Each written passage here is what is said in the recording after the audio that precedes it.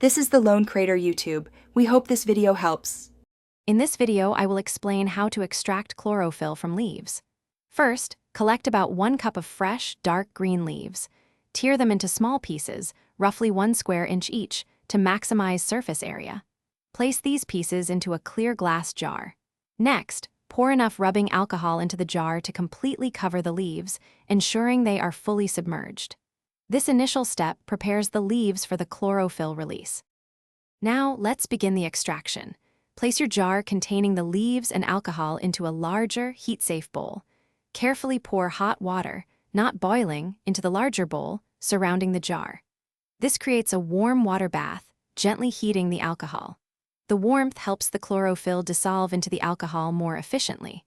Continue this gentle heating for about 30 to 60 minutes, or until the alcohol turns a vibrant green.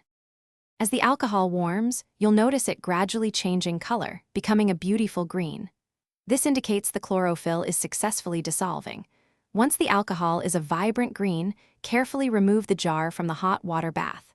Allow it to cool completely.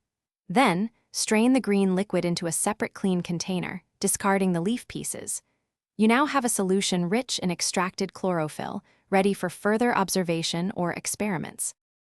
For optimal results, use rubbing alcohol with a concentration of at least 70%. Remember to always work in a well-ventilated area to avoid inhaling alcohol fumes. Safety is paramount, so supervise children if they are participating. When you're finished, dispose of the leaf material and alcohol responsibly. This simple process allows you to observe the vibrant pigment that powers plant life, right in your own home. Thanks for watching. Consider subscribing if we helped you.